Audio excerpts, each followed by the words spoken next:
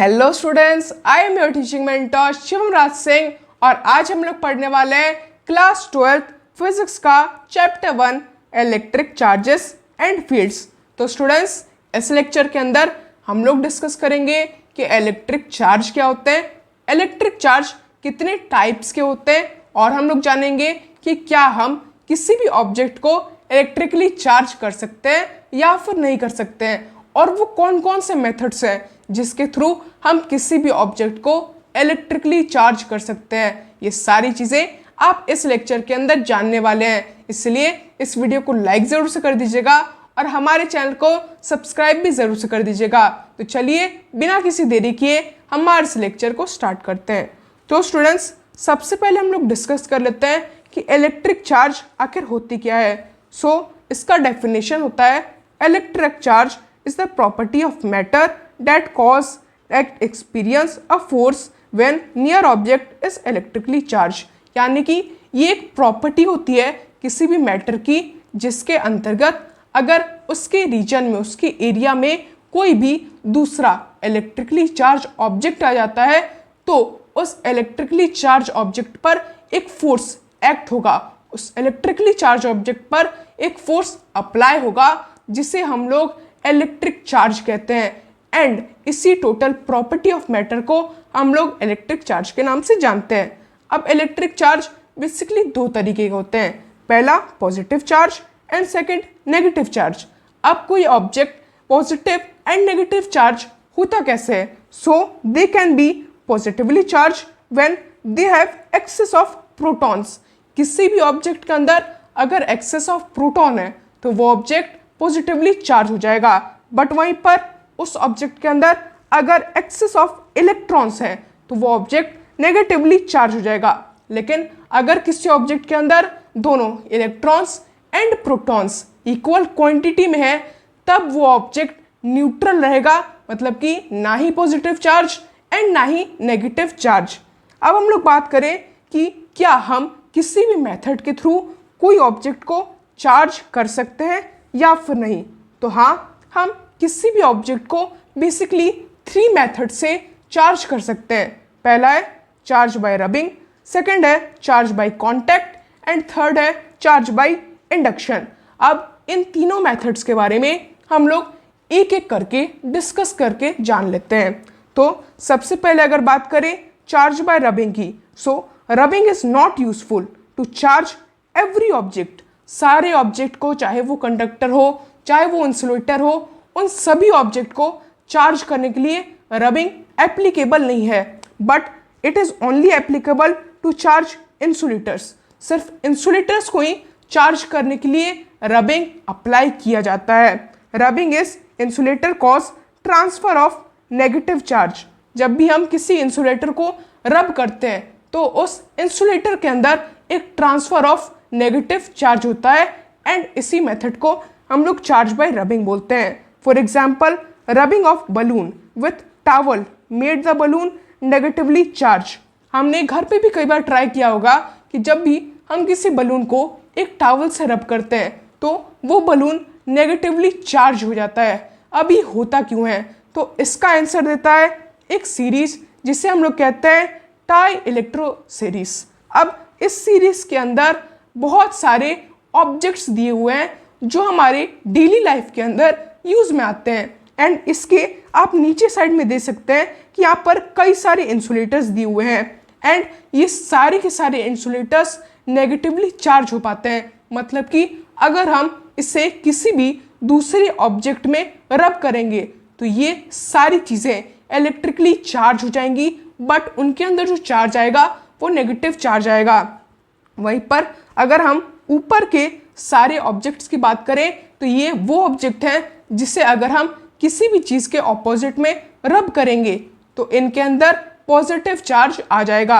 अब यहाँ पर नेगेटिव चार्ज में पॉलीथीन्स भी हैं, हमारे नेचुरल रबर्स भी हैं, तो इसीलिए जब भी हम किसी बलून को, जो कि बेसिकली रबर का ही बना हुआ रहता है, या फिर किसी पॉलीथीन को किसी भी ऑब्जेक्ट या फिर टॉवल के अंदर रब करते हैं तब उसके अंदर एक नेगेटिव चार्ज आता है और अगर हम उसे किसी भी दीवार में स्टिक करने की कोशिश करें तो वो इजीली स्टिक भी हो जाता है। एंड ये इसकी इसी खासियत की वजह से, इसी प्रॉपर्टी की वजह से होता है। अब हम लोग बात करें चार्ज बाय कांटेक्ट की, यानी कि किसी भी चीज़ को किसी दूसरे ऑब्जेक्ट के कांटेक्ट में लाने से ही वो ऑब्जेक्ट टोटली चार्ज हो जाता है, एंड इसी को हम लोग कांटेक्ट बाय चार्ज कहते हैं। You can charge a neutral object by rubbing it with a different material, and इसे हम लोग फ्रिक्शन भी कहते हैं। जब भी हम किसी और चार्ज या फिर अनचार्ज ऑब्जेक्ट को किसी दूसरे मटेरियल में रब करते हैं या फिर बस उसके कांटेक्ट में लाते हैं तो वो टोटली चार्ज हो जाता है, एंड उसके अंदर भी वही चार्ज आता है जो उस मटेरियल के अंदर आता है। अब ये एक्चुअली होता कैसे है, तो इसे हम लोग एक छोटे से एक्सपेरिमेंट से समझेंगे। तो जब हम किसी भी नेगेटिवली चार्ज रॉड को एक अनचार्ज स्फीयर के क्लोज में लाते हैं, तब क्या होता है ना कि उसके अंदर नेगेटिवली चार्ज इलेक्ट्रॉन्स एक्सेसिव हैं, मतलब काफ़ी ज़्यादा अमाउंट में प्रेजेंट हैं। इसी वजह से जब हम उसे किसी भी अनचार्ज स्फीयर के कांटेक्ट में लाते हैं तो इन अनचार्ज स्फीयर के अंदर जो भी प्रोटॉन्स प्रेजेंट होते हैं, जो भी पॉजिटिव चार्ज प्रेजेंट होता है, वो उस नेगेटिव चार्ज से अट्रैक्ट होने लगते हैं, जिसकी वजह से वो एक ट्रांसफ़र ऑफ चार्ज करते हैं। एंड जब हम उस नेगेटिवली चार्ज रॉड को इस अनचार्ज ऑब्जेक्ट में टच कराते हैं तो ये सारे प्रोटॉन्स उस नेगेटिवली चार्ज रॉड के अंदर चले जाते हैं, ट्रांसफ़र हो जाते हैं, जिसकी वजह से इस नेगेटिवली चार्ज रॉड के अंदर प्रोटॉन्स आ जाते हैं एंड वो अनचार्ज स्फीयर एक नेगेटिव चार्ज स्फीयर बन जाता है, क्योंकि प्रोटॉन्स तो अब टोटली ट्रांसफ़र हो गए, इसलिए सिर्फ इलेक्ट्रॉन्स ही बचे। एंड इलेक्ट्रॉन का चार्ज क्या होता है, इलेक्ट्रॉन का चार्ज होता है नेगेटिव, इसका वजह से वो स्फीयर नेगेटिव बन जाता है। वहीं पर सेम कंडीशन में अगर हम किसी पॉजिटिव चार्ज रॉड को एक अनचार्ज स्फीयर के कांटेक्ट में लाते हैं तो वो सारे इलेक्ट्रॉन्स को अपनी तरफ अट्रैक्ट कर लेता है, एंड जब हम उसे उस स्फीयर में टच कराते हैं तो सारे इलेक्ट्रॉन्स उस रॉड के अंदर ट्रांसफ़र हो जाते हैं, एंड उस स्फीयर के अंदर सिर्फ बचता है प्रोटॉन, जिसकी वजह से वो स्फीयर पॉजिटिवली चार्ज हो जाता है। क्लियर है? अब हम लोग बात करें चार्जिंग बाय इंडक्शन की, कि किसी भी ऑब्जेक्ट को हम लोग इंडक्शन का यूज़ करके कैसे चार्ज कर सकते हैं। So induction charges the uncharge body by the opposite kind of charge, मतलब कि अगर कोई भी ऐसा ऑब्जेक्ट जो कि नेगेटिवली चार्ज है, अगर हम उसे एक अनचार्ज ऑब्जेक्ट में कांटेक्ट में लाएंगे तो वो अनचार्ज ऑब्जेक्ट पॉजिटिवली चार्ज हो जाएगा। लेकिन वहीं पर अगर हम एक पॉजिटिवली चार्ज ऑब्जेक्ट को किसी अनचार्ज ऑब्जेक्ट के कांटेक्ट में लाएंगे तो वो अनचार्ज ऑब्जेक्ट नेगेटिवली चार्ज हो जाएगा। अब ये होता कैसे है, तो ये जनरली एक छोटे से एक्सपेरिमेंट से, एक छोटे से एग्जाम्पल से हम लोग समझते हैं।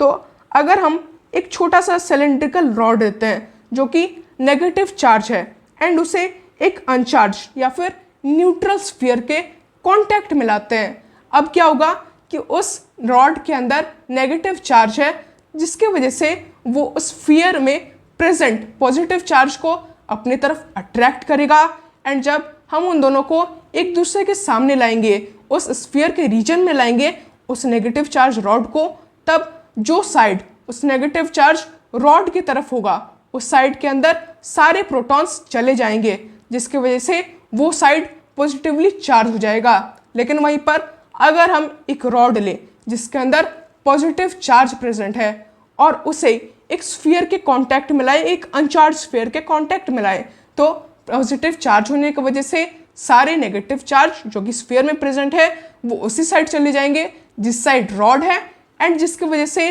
वो साइड जिसके साइड में रॉड है वो नेगेटिवली चार्ज हो जाएगा। बेसिकली चार्जिंग बाय इंडक्शन इसी तरह से काम करता है। तो स्टूडेंट्स, इस वीडियो के अंदर हमने जाना कि कैसे हम किसी भी ऑब्जेक्ट को इजीली चार्ज कर सकते हैं। हमने देखा चार्ज की डेफिनेशन को और हमने जाना कि चार्ज कितने टाइप्स के होते हैं। ये सारी चीज़ें आपने इस वीडियो के अंदर जान ली। इसलिए अगर आपको ये वीडियो पसंद आई हो तो इस वीडियो को लाइक ज़रूर से कर दीजिएगा और हमारे चैनल को सब्सक्राइब भी ज़रूर से कर लीजिएगा। तो मिलेंगे आपसे नेक्स्ट वीडियो के अंदर, तब तक के लिए धन्यवाद।